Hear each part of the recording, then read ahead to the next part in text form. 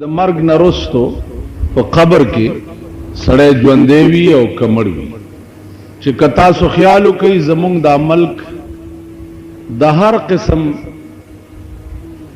فتنو مرکز دی. یو فتنه پکې اوس بلا برپا کېدو والا ده چې ای په دین ختی دي چې د قبر عذاب نشتا او په قبر کې ژوند نشتا. نو ما دا خبرم تاسو ته عرض کړې وه چې دا خبرې به په دې ملک کې اچا نه وی کړې، خو که د دې ملک قانون صحیح وی، قانون صحیح وی او په مذهبي بغاوت باندې سزا ورکړې کېده، بیا به یې چا نه وی.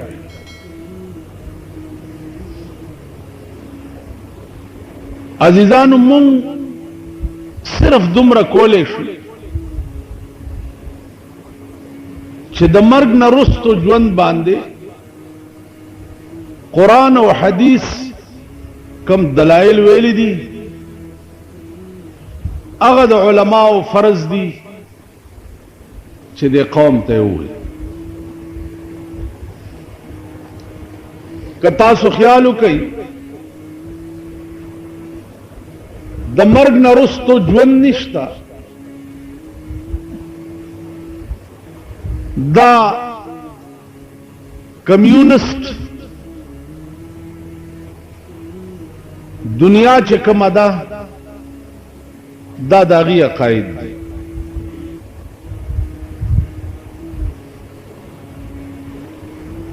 او په پاکستان کې د هغې ایجنټان ډېر زیات دي، نو هغه لګیا یي چونکه زمونږ ملک کلی طور دین نه لرې او دین نه عاري دی. قرآن او حدیث دې قوم ته زده نه دي. لا محاله هر یو بی دینه فرقه په دې قوم کې ډېر ښه کار کولی شي، ځکه چې هغه قوم کې ډېر ښه کار کیږي چې کوم قوم د خپل دین نه ناواقف وي. نو زمونږ عوام طبقه قطع نظر د ملیانو نه دا د قرآن او د حدیث نه ډېر لري دي. اوري ورزي ورته ناست دي، لیکن اورېدی صرف دغه وخت وي، بیا ګنټه پسې په دماغ کې هېڅ شی نه وي ناست، پوی پې نه وي چې دا ما څه اورېدلي وي یا ده څه و. دا به هله کېږي چې مسلمان قوم اول مذهب زده کړي، عقاید زده کړي، ځکه عقاید چې دي دا زده کول هر مسلمان ته فرض دی. عقاید د نه زده، بنیاد د یو شي نه وي، پاس پې چې ته دیوال ووهې نتیجه دا چې سردلان دې به راوغورځېږي. عقاید چې دي دا بنیاد دی، او بنیاد نه و نو قوم د قوم تباہی. عزیزانو د قبر عذاب یا د قبر ژوند دې دپاره بل څه دلیل کېدی شي سوا د قرآن نه او سوا د حدیث د جناب محمد رسول الله نه؟ بل څه دلیل کېدی شي که په دې کائنات کې رسول الله صلی الله علیه وسلم غوندې هستی چې چا د قبر متعلق څه ویلي دي او هغه رښتینی نه وي، نو په دې کائنات کې بل څوک رښتینی کېدی شي؟ که د پیغمبر فرامین هغه رښتیا نه وي نو په دې کائنات کې بل څوک رښتیا کېدی شي؟ عزیزانو قرآن ویلی دی کافرو به دا پراپیګنډا وکړه چې تاسو رسول الله صلی الله علیه وسلم سره مرګري یې لاړې غرق شوي زندگی مم تباہ شوا او نور بم درته څه نه ملاوي. قرآن داغه جواب وکړ چې ولا تقولوا لمن يقتل في سبيل الله اموات. کم خلق چې د الله په لار کې مړ شي خبردار چې داغي متعلق داو نه وایي چې دا مړ شي، مړ بم ورته نه وي، دا مړ نه دي بل احیاء، بلکې دوی ژوندي دي. یرزقون فرحین بما آتاهم الله من فضله، دوی ته رزق ورکړل کیږي، دی خوشحال وي په هغه مهربانو کې چې کومه الله ورکړي. عزیزان د مرګ نه وروسته په قبر کې نعمتونه ملاوېده. قبر ورته د جنت د باغچو نه یو باغچه جوړېده. دا چا ویلی دي؟ دا رسول الله صلی الله علیه وسلم. په دې باندې یو واقعه لیکلې ده چې عیسی علیه السلام یو مړی را ژوندی کو. داغه معجزه دا وه چې قبر ته به ودرېدو مړی به را ژوندی کو، تپوس به د قوم مخکې ته وکړو چې لاندې تا باندې څه تېر شوي. نو هغه مړي به د لاندې ټول واقعات د عیسی علیه السلام خپل قوم ته ووایي چې لاندې دا چل. یو مړی را ژوندی کو، د هغه مړي 4,000 کاله شوي چې مړو. عیسی علیہ السلام ورته فرمایل چې زما د قوم ته وایا چې تا باندې لاندې څه تیر وې صاحب نور خبر نه، خو چې مړ شم خخ کړم او خلق را نه لاړ. نو یو دوا کسان رااله د الله د توحید تپوس را نه وکړو، ما جواب ورکړ، اغي لاړ. بیا نور کسان رااله اغي لاس را کو ستړي مشي را سره وکړه، اغیم لاړ.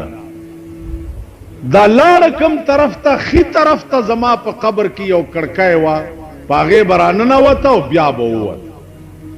ماړه کې خیال وکړو چې ته څه کوې په دې تور سوړه کې چې پروت یې، تم ورپسې وځه.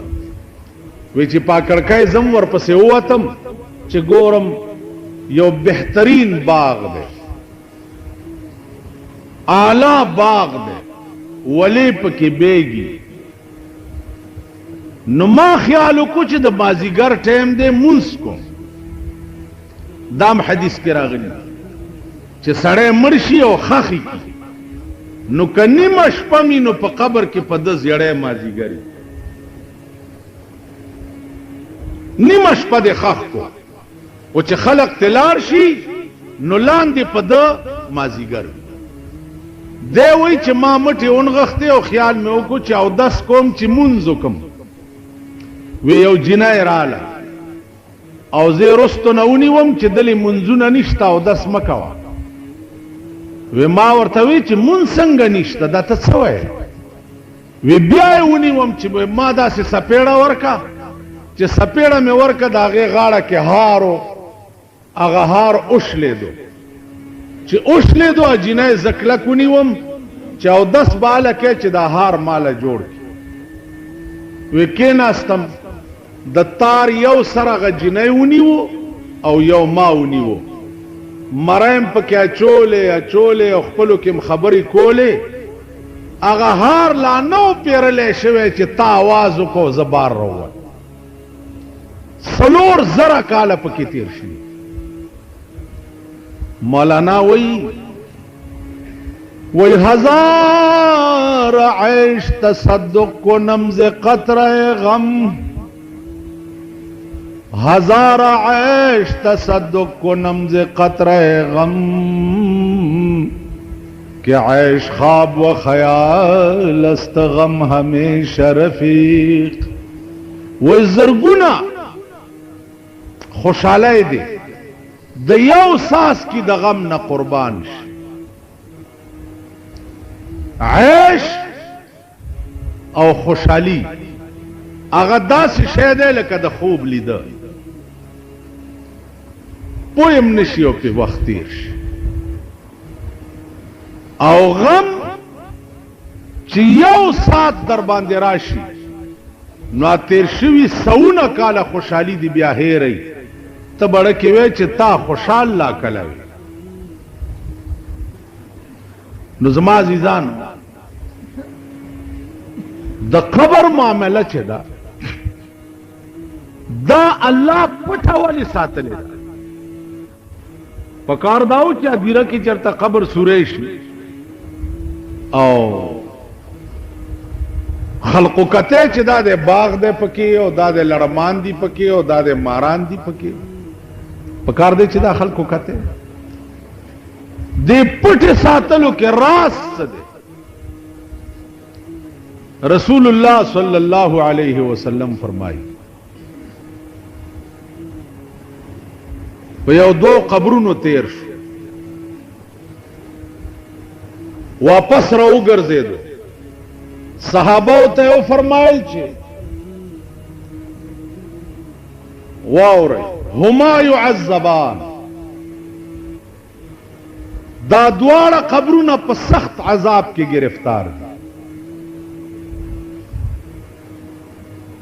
لیکن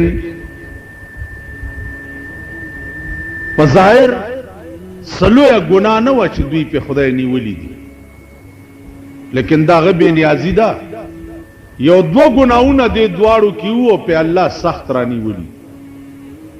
اے صحابه کده دې وجه نه وې چې تاسو به بیا مړه نه خخوي پزمکه کې، نو ما به اوس خدای ته ویلی وې چې دا دوی په کوم عذاب گرفتار دي چې دا تاسو ته ښودلی. او یاره مې دا ده چې تاسو دا پوه شئ چې د دې مرګ نه وروسته په قبر کې دا سختۍ دي، نو مړی به بیا خښوئ نه، بار به پروتي، نو د دنیا نظام به ټول خراب شي. نو راز پکې دا بل دا چې معتبر ایمان چې دی هغه ایمان بالغیب دی. متقی قرآن وی چاہتا وی الذین یؤمنون بالغیب، نو اعتبار اغا ایمان لئی چا اغا ایمان بالغیب می، چی ایمان بالمشاہدہ شی بیا ایمان پاتے نشی. سردار کونین صلی اللہ علیہ وسلم او فرمائے چه صحابہ دا دو مڑی چی دی، دا یو د تشو متیازو نبا ځان بچ نه ساتلو. تشو متیازی بے چوکی او دس بے نو چولو اغا ساس کی بے پا بدن پریوتا، نو د مرگ نرستو اللہ پا دیرانی ولے. او بیا او فرمائل چی استنزہو من البول، اے صحاباو تاسو د تشو متیازو د ساس کو نزان بچ ساتئی، ځکه د قبر عذاب چې دی هغه د تشو متیازو د ساس کو نه جوړیږي. یو د یو کې دا عملو په دې خدای لاندې رانیولی دی. څوک ویلی شي یو سړی ما ته وی چې یاره جی په دا دومره معمولی خبره ډیر رونی وو. ما ورته وی چې خبره دا ده چې دا الله ډیر نمونه دي، خو یو نوم پکې الله الصمد ده. صمد معنا بے پروا، بے نیاز چې څوک ته تپوس نشي کولای چې دا ولی. موسی علیہ السلام تخپل مور وی چې ته خو خدای ته ډیر زیر راځي، کمزور یم منځ نشم کوله، لکه زما د پاره د دې منځ معافي ته وغواړه چې راته معاف. موسی علیہ السلام خدای ته وی مور مې داسې وی ورته وایي چې منځ مکوه معاف. سورځې تیرې شو بیا یې زوی ته وی چې بچیا خدای ته ووایه چې لږه ښکلې غوندې نامې خو دې ډېرې دي، خو یو ښکلې نامه راته وښایه چې ستا نوم څه دی. موسی علیہ السلام چې خدای ته وی مور ته دې ووایه چې هغه وایي چې زما ښکلی نوم چې دی بې پروا دی. چې مور ته دا ټکی وکړو، مور یو وای نارې کو د کټو کوزه وغورځېده. وی بچیا والله که زه بیا مونځ قضا کم. ویلې ولې؟ وی د هغه نوم چې بې پروا دی نو که قیامت کې مې راونیسي زه به یې څه وکړم. څوک ویلی شي چې دا ولې؟ چا مجال دی چې خدای ته ووایي چې دا ولې؟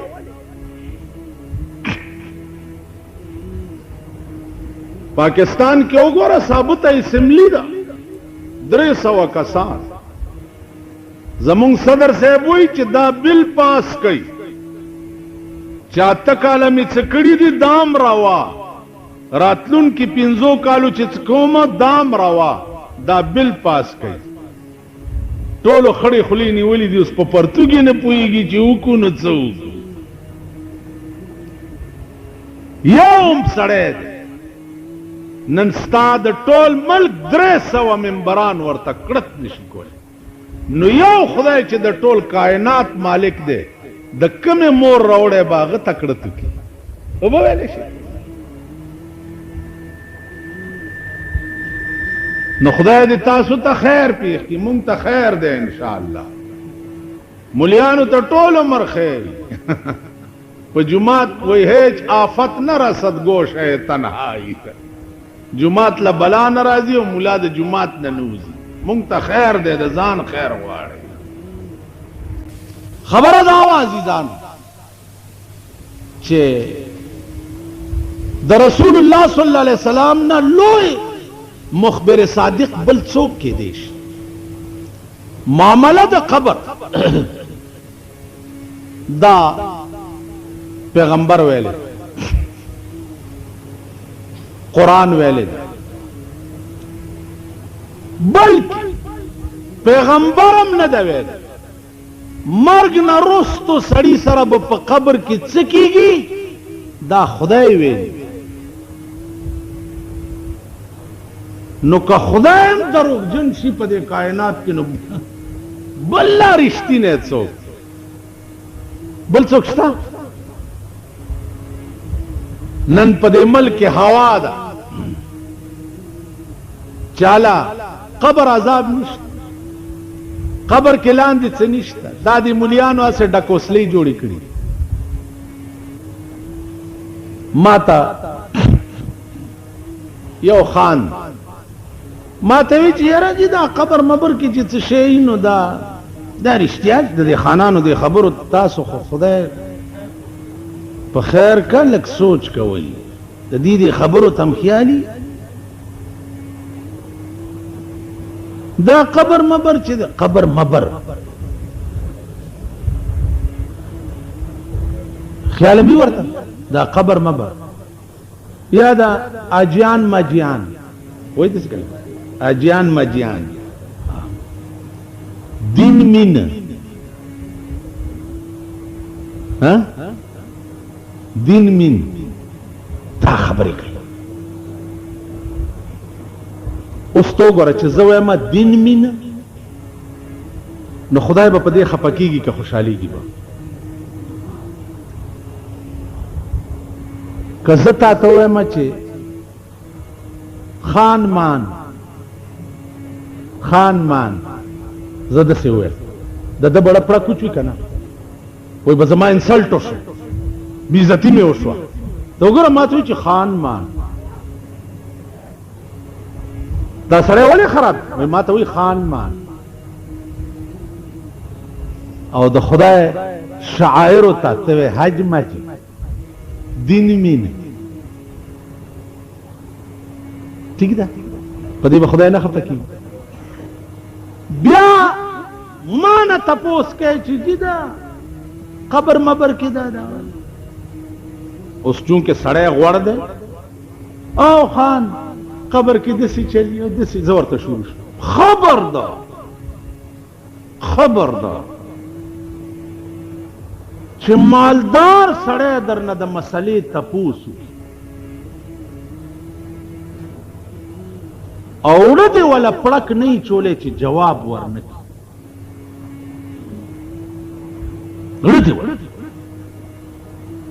ځکه چې داغه تپوس ته وګوره داغه عنوان ته وګوره ورته جی نه پوهېږم نه ابو جی ولی ځان نه پوهېږم کوي نه پوهېږم لکه هغه ورځ یو دفتر کې یو سړي ما ته وایي جی دا ماشوم چې د بلې ښځې ته وروي چې دا لا څنګه مسله ده داسې وکړي دا لا څنګه مسله ما ورته یاره خان داس چل نه چې خدای خبر مسلې ډېرې دي خو چې څه خبرو چې ته کومه مسله تپوس غیرت پیدا کوي ایمان پیدا کوي غیرت پیدا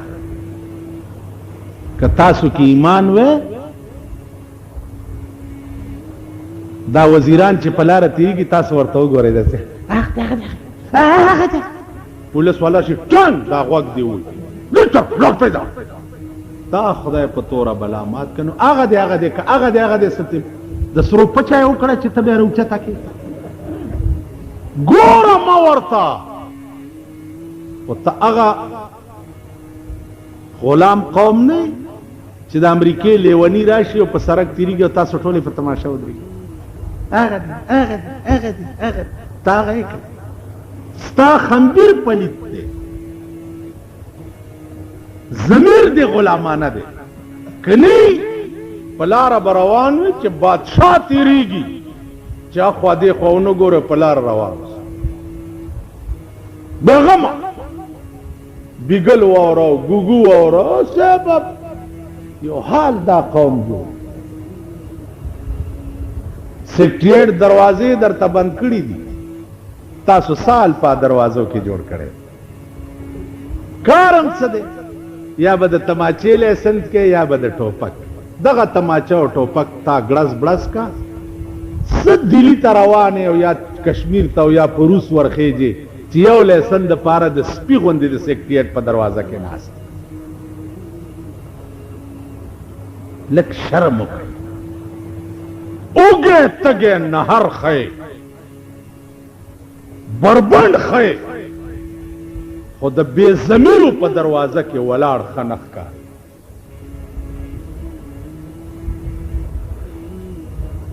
مونږ خو په شرمونو وشرمېږو مونږ خو دین وشرمول مذهب هم وشرمول ګیرې هم وشرمول زمونږ دې ګیرو نه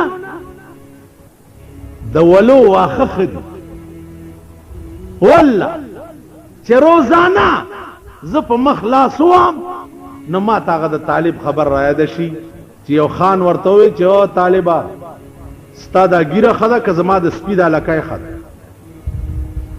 هغه ورته خان ما ته پته نشته ویلې ولې وی که دې ګیرې ایمان تیر کو خو ستا د سپي د لکۍ نه دا ګیره ښه ده او که ایمان تیر نه کو نو بیا ستا د سپي لکۍ تې ښه ده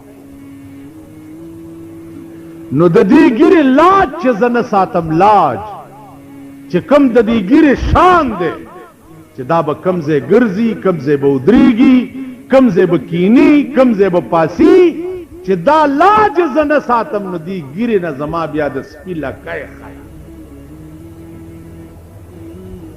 ته ډېره ګومنځ را ګومنځ که نو څه پې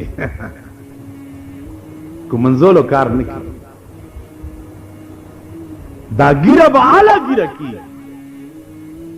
چې ته د دې لاج وساتې طالب چې مړ کېده پته ورته ولګېده چې ایمان تیروم وصیت یې وکړ چې زما جنازه د فلاني خان د کور لاندې تیره کړئ.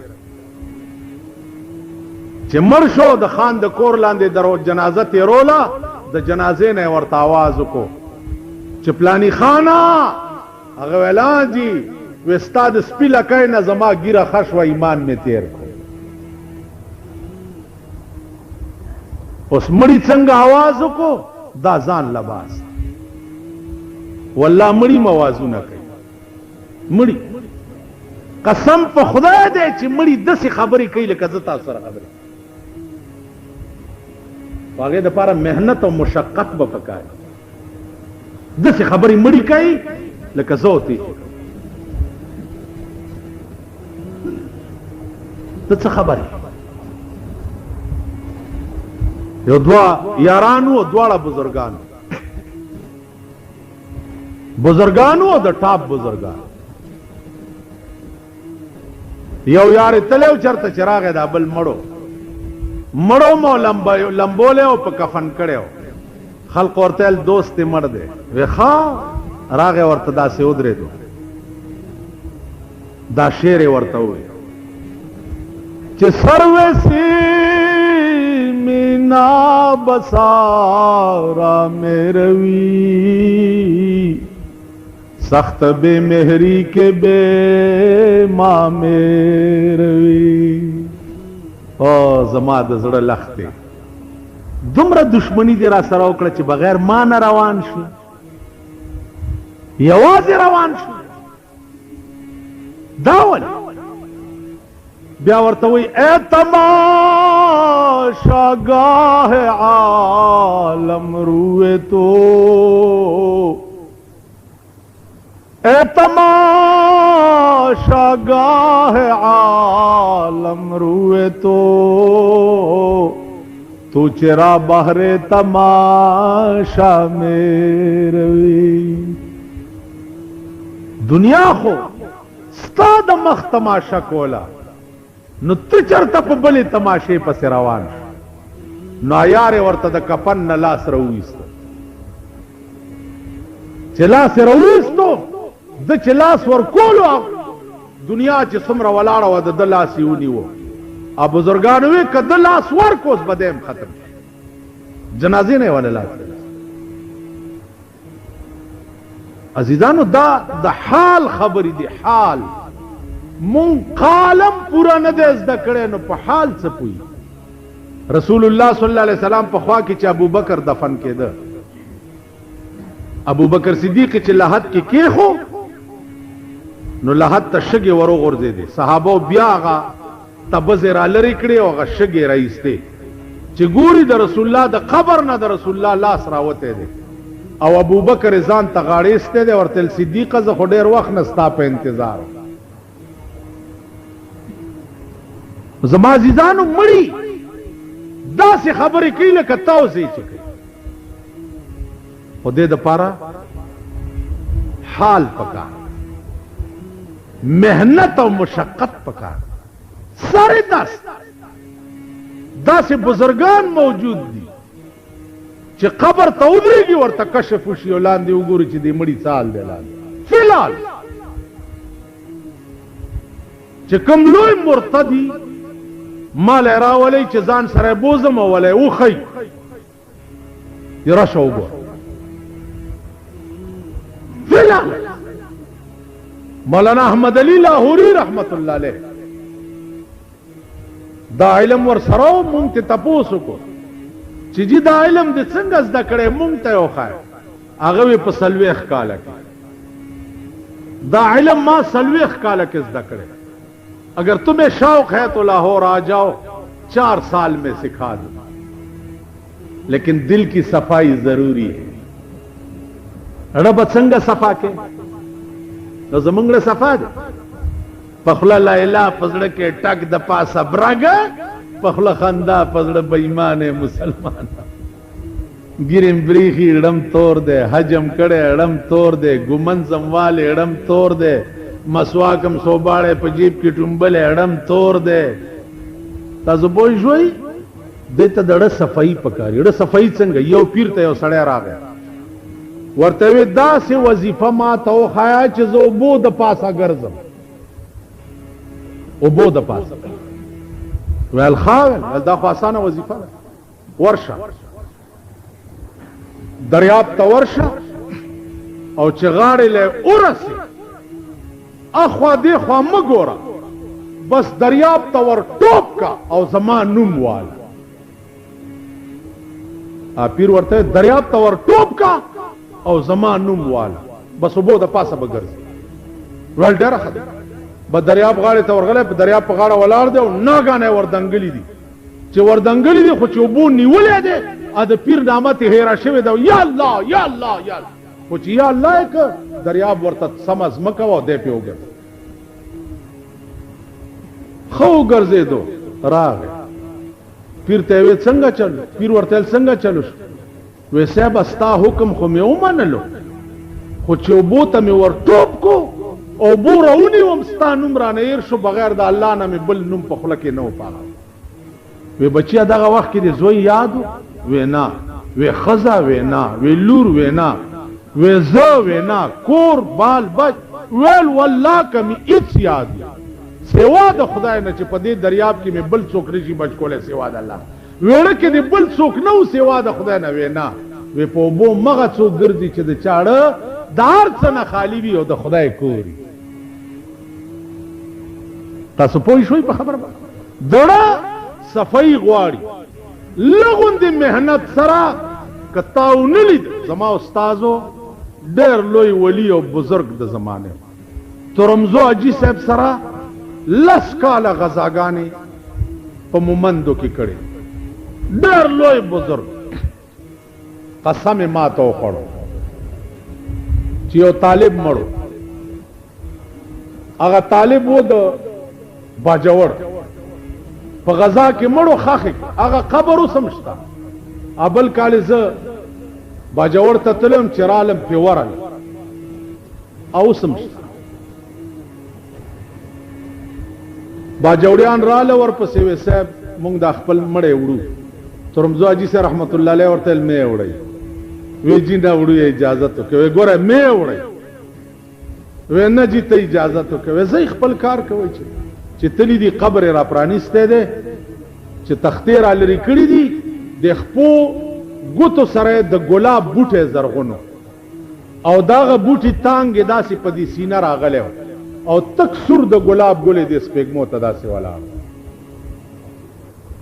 او استاذ مې قسم خوړو چې ما ولیدو وی ما په زندګۍ کې داسې بوی د څه شي نه دي لیدلی لکه د لحد نه دغه ګلاب بوی چې را وی زر بس هغې تختې ورپه صاحب ته راغله وی صاحب هلته خو داسې چلوي بچو ما چې درته ویل پرده یې مالی پرده یې مالی دا په ژوند